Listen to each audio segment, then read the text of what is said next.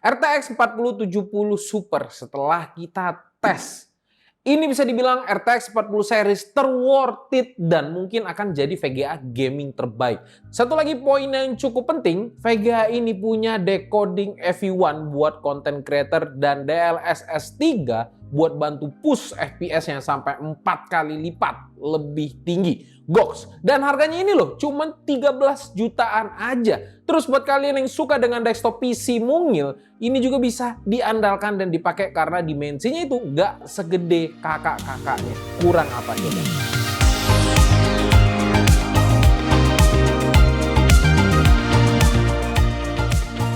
Ada 4070 polos, 4070 super, 4070 Ti, dan 4070 Ti super. Dan ini membuktikan di harga segini, pasarnya emang gede banget sampai Nvidia bikin 4 seri kayak gini. Tapi kenapa sih keluarga 4070 ini jadi primadona banget? Kita lihat dulu dari speknya. Seluruh seri RTX 40 series ini sudah dibekali dengan arsitektur terbaru, ada Lovelace. Dengan ray tracing core, Tensor Core generasi 4, dan teknologi DLSS 3 terbaru yang ninggalin jauh generasi sebelumnya.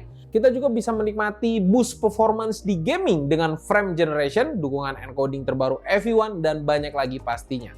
Untuk keluarga Nvidia RTX 4070 sendiri, keunggulan paling besarnya adalah VRAM-nya yang sudah 12 GB. Karena semakin kesini tuh gaming akan punya tekstur yang lebih kompleks dengan standar resolusi gaming yang sekarang itu tuh sudah bergeser dari 1080p ke 1440p.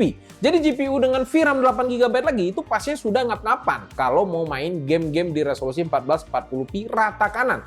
Mungkin tunggu 6 bulan sampai 1 tahun lagi lah. Paling GPU dengan VRAM 8 GB itu harus rela turunin settingan grafisnya ini ke medium. Karena kalau VRAM-nya habis, kalian pasti akan nemuin yang namanya stuttering atau tekstur pooping atau lag. Dan pastinya experience-nya itu jadi nggak enak banget pokoknya. Ini nih ibaratnya kalian tuh punya pasangan yang cakep banget, bodinya bagus banget. Tapi pas kalian aja ngobrol atau ditanya, ini malah jawab, hah? Itu kan pasti ada. Kalian tuh pasti ilfil yang begituan. Nah, begitu juga kalau misalnya VRAM kalian tuh udah kekurangan, jadinya nggak enak aja. Nah, dengan VRAM 12 GB ini, kalian akan sangat leluasa lah main game di resolusi 1440p rata kanan dengan tenang. Kalau dicek harganya sih, gua pakai harga dari VGA yang gua review sekarang, yaitu seri Gaming X Slim dari MSI, dan gue bandingin dengan harga dari official store MSI ini biar satu sumber aja, satu merek dan satu tipe. Kalau dilihat dari sini kelihatannya ya harganya itu beda sekitar 2 jutaan tiap serinya. Kecuali yang Ti Super ya, karena itu seri Ventus yang jauh di bawah Gaming X Slim. Untuk perbedaan spesifikasinya apa aja sih? Nah, ternyata ada kenaikan di hampir setiap sektornya, mulai dari CUDA Core, Clock Speed, Ray Tracing Core, Tensor Core, dan untuk seri Ti Super, VRAM-nya ini naik jadi 16 GB. Dan kalau gua analisa, ya sweet spot yang paling asik diambil itu emang seri 4070 Super ini. Karena dari kenaikan harga dan spek paling konsisten di sekitar 20% dari seri bawahnya.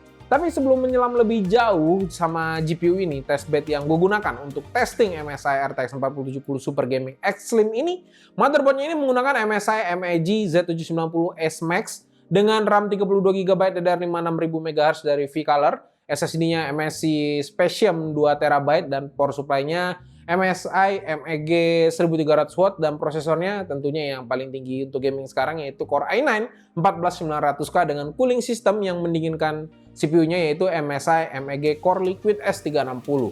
Gak lupa juga semua ini dibalut dengan casing MSI MEG Prospect 700R yang ada LCD-nya di depan biar tambah menarik lagi lah. Dan kita tambahin juga beberapa fan ARGB dari MSI untuk membuat airflow di case ini lebih baik biar pengujiannya itu lebih valid dan mendapatkan hasil yang maksimal. Pertama-tama kita lihat dulu nih seberapa beda sih spek reference RTX 4070 Super dari Nvidia dibandingkan dengan MSI RTX 4070 Super Gaming X Slim.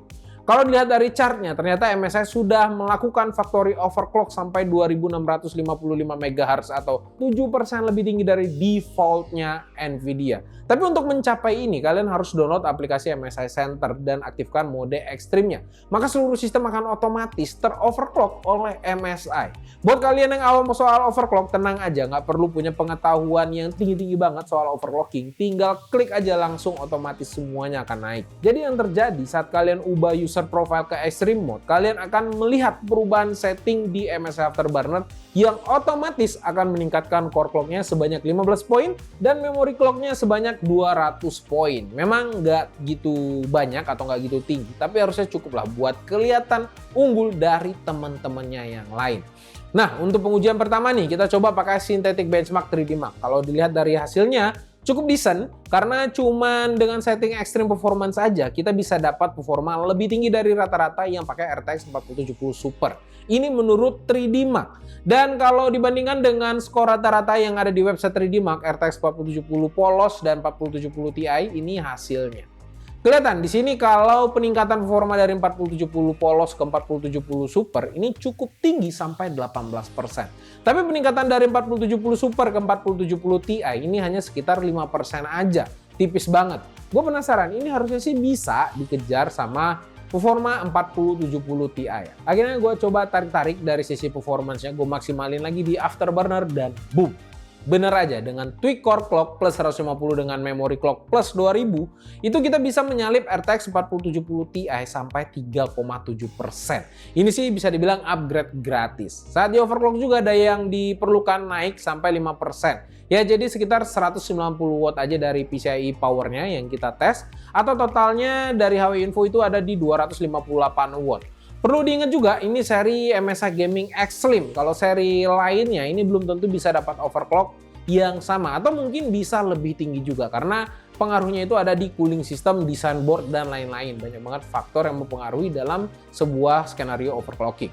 Sebelum masuk ke ranah gaming, gue mau kasih tahu satu hal ke kalian. Pastikan monitor kalian ini sudah pakai 1440p atau 2,5K. Kalau sudah pakai GPU sekelas RTX 4070 Super, udah nggak zaman mungkin main game di 1080p aja. Mungkin experience itu kurang maksimal. Minimal 1440p lah. Kalau 4K oke-oke aja masih bisa. Cuman di beberapa skenario masih struggle buat dapetin settingan rata kanan. Jadi gua rasa 1440p ini sweet spot untuk GPU ini. Kalian juga masih bisa main game apapun dengan setting mentok kanan dan masih dapat FPS yang decent juga. Contohnya di game yang terbaru yang mempunyai pemandangan super cantik yaitu Horizon Forbidden West. Ini kalian bisa mainin dengan setting very high di resolusi 1440p dengan rata-rata 80 fps. Kencang banget, tapi bisa makin lebih kenceng lagi karena RTX 4070 Super ini sudah menggunakan teknologi DLSS 3 dengan dukungan frame generation juga. Kalian tuh masih bisa dapat meningkatkan FPS lagi sampai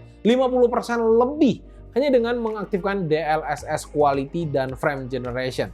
Lihat aja di sini setelah kita coba secara kasat mata itu nggak akan kelihatan perbedaannya, padahal FPS-nya ini naik signifikan.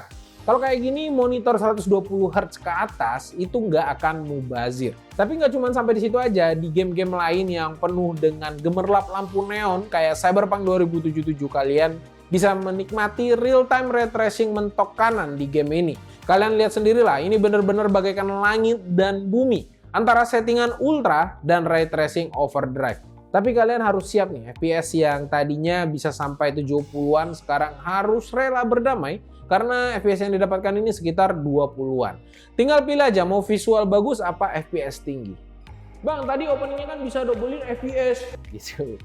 Tenang aja, kalian bisa dapat visual super cantik juga sekaligus FPS yang tinggi, bahkan lebih tinggi dari settingan ultra tanpa DLSS. Rahasianya ya tinggal nyalain aja DLSS 3 dan frame generation dan rasakan visual dan FPS yang maksimal. Ini sampai 85 FPS. Gila. Untuk game kompetitif gimana? Nah, ini nggak usah hitung-hitungan untuk soal FPS. Karena semuanya pasti serba tumpah-tumpah. Kalian bisa dapetin sekitar 300-400an FPS. Tapi sebenarnya nih, kalau bicara soal game kompetitif dengan FPS yang udah nggak terbendung kayak gini, FPS itu bukan satu-satunya faktor yang menentukan kemenangan. Banyak banget dari monitor juga. Tapi kalian harus kenalan sama yang namanya sistem latency. Atau nama bekennya itu input lag. Sistem latensi itu adalah seberapa cepat suatu sistem merespon input yang kita berikan. Biasanya diukur dengan millisecond. Jadi waktu antara klik mouse sampai karakter kita menembak itu bisa jadi sangat krusial untuk menentukan tembakan kita kena nggak nih sama musuhnya. Nah, Nvidia punya solusi juga untuk improve kecepatan sistem latensi kalian dengan teknologi Nvidia Reflex. Nvidia Reflex ini dapat melakukan sinkronisasi sistem, terutama pada CPU dan GPU, sehingga dapat memotong waktu sistem untuk memproses input kita yang otomatis akan menghasilkan sistem latensi yang lebih kecil. Dengan begini kalian akan punya satu keunggulan lagi daripada musuh kalian yang mungkin nggak punya fitur ini. Untuk cara nyalainnya gampang banget, kalian tinggal jalankan aja game yang kalian pilih, kalian masuk ke menu setting, video, dan cari Nvidia Reflex dan aktifkan. Gampang banget kalau gamenya punya fitur ini. Dan selain buat gaming, ternyata pakai GPU Nvidia terutama RTX 40 series ini memungkinkan kita juga buat pakai beberapa tools keren dari Nvidia-nya juga. Yang pertama ada Nvidia Broadcast yang sering banget gua pakai untuk membantu bikin pengalaman online meeting gua tuh ke next level aja. Buat orang-orang tuh iri lah karena nggak bisa buat yang kayak yang gua buat. Karena dengan app ini kalian bisa pakai berbagai efek kayak background blur, background remove, background replacement, noise cancelling, dan banyak lagi lainnya dengan effortless banget. Tinggal buka aja app-nya dan aktifin fitur yang kalian mau. Beres, nggak pakai repot. Hasilnya juga rapi banget dan yang pasti nggak beratin sistem kalian. Yang kedua ada Nvidia Canvas yang bisa bikin kalian pakai untuk coret-coret kayak gambar bocah gitu. Yang gambar kalian mungkin jelek banget yang nggak bisa gambar. Dan bisa langsung juga diubah jadi gambar realistis. Lumayan lah, ini bisa pamer ke teman-teman kalian mungkin yang menghina-hina kalian atau mengolok-olok kalian yang nggak bisa ngegambar, tapi tiba-tiba kalian tuh punya lukisan yang hyper realistis bikinan kalian sendiri dan bisa kalian share ke sosmed kalian. Jangan aja bilangnya bikin pakai fitur Nvidia, jadi ketahuan kalau kalian tetap aja nggak punya skill karena dibantu sama alat. Dan gak cukup sampai situ aja, ada juga segudang fitur buat para content creator. Yang pertama adalah FE1 Encoder. Khusus untuk RTX 40 series, Nvidia juga sudah menggunakan teknologi NVAC generasi 8 yang sudah mendukung FE1. Tapi apa sih FE1 Encoder itu? Bayangin, kalian punya kualitas video yang super jernih, warna yang kaya, dan detail yang tajam, tapi dengan file yang lebih kecil. Itulah solusi yang ditawarkan oleh encoding FE1 Nvidia ini. Encodingnya juga cepat, jadi kalian tuh nggak perlu buang-buang waktu kalian lama. Nggak cuman itu aja, FE1 Nvidia juga mendukung fitur-fitur canggih seperti HDR, 10-bit color depth, dan high frame rate. Pokoknya FE1 Nvidia ini paket lengkap buat para content creator yang suka menghasilkan video atau yang buat-buat video, atau mungkin untuk youtuber-youtuber yang tiap harinya itu yang suka live streaming atau buat-buat konten video. Jadi kerjaan kalian tuh lebih mudah dan diperbantukan dan lebih efisien lagi. Selain teknologi encodingnya, udah tahu juga mungkin kalian beberapa ada Nvidia CUDA dan RT Core-nya. Ini sangat superior lah bisa kita bilang dalam melakukan workload kreasi video editing, 3D rendering, bahkan AI workload juga. Dengan dukungan 7168 CUDA Core dan Tensor Core generasi 4 dengan 568 AI Tera operation per second, emang bukan gimmick belaka aja. Karena GPU ini mampu render scene BMW di Blender dalam waktu 6 detik saja menggunakan Nvidia Optix. Kalau gini sih kalian bisa cobain real time renderingnya juga langsung di viewport kayak gini dengan cepat. Rendering video 4K kompleks cuman butuh waktu 55 detik aja. GPU ini juga mendapatkan angka yang cukup tinggi di rendering V-Ray dan Indigo Benchmark. Dan yang paling penting adalah kalian bisa generate satu waifu hanya dalam waktu 1,46 detik saja di Stable Diffusion. Artinya kalian bisa generate 41 waifu per menit. Seneng nggak tuh para wibu-wibu? Yang terakhir yang gua mention dan jadi satu hal yang selama ini bikin sakit kepala para gamers adalah aplikasi Nvidia atau yang kita kenal dengan Nvidia GeForce Experience. Ini aplikasi sebenarnya bagus, bisa kasih info soal optimasi game, info soal driver, dan banyak lagi lainnya. Tapi yang ngeselin adalah kita diharuskan login untuk aplikasi ini. Kayak apa gitu? Aplikasi buat utility tapi harus login. Kurang asik aja menurut gua pribadi. Tapi untungnya di tahun ini Nvidia tuh rilis update terbaru untuk GeForce Experience yang sudah di rebranding menjadi Nvidia App. Aplikasinya masih berisi segala fitur yang ada di GeForce Experience dengan beberapa tambahan dan yang paling penting adalah nggak perlu login lagi. Ya inilah yang banyak orang mau karena ribet gitu kalau harus login. Aplikasinya juga kelihatan lebih clean dan modern. Di tab home kalian akan disuguhkan dengan koleksi game kalian dan aplikasi pilihan Nvidia yang bisa kalian download. Di tab driver kalian bisa cek atau update driver dan fitur tambahan yang menurut gua ini cukup keren di sini. Karena kalian bisa dapat dengan mudah mengubah versi driver gamer atau creator. Dan bisa dengan mudah juga install ulang driver kalian kalau misalnya ada masalah. Di tab grafik kalian juga bisa ubah konfigurasi secara individu per aplikasi atau global. Nvidia juga kasih tab buat redeem kalau sedang ada promo atau kupon yang bisa diambil. Contohnya sekarang ada kupon reward dari game Call of Duty Modern Warfare. Kalian di sini bisa dapat XP tambahan kalau kalian pakai Nvidia App. Yang terakhir ada tab setting yang mana kalian bisa cek info soal saldo kalian. Bukan di sini karena tetap nol kayaknya sama kayak gua. Tapi di sini cek info soal sistem dan GPU kalian dan bisa juga mengaktifkan atau mematikan fitur Nvidia Overlay atau game filter dan beberapa setting lainnya yang bisa kalian explore sendiri. Oh ya, aplikasi ini juga masih beta, jadi kalian nggak akan dapat update otomatis dari GeForce Experience saat ini.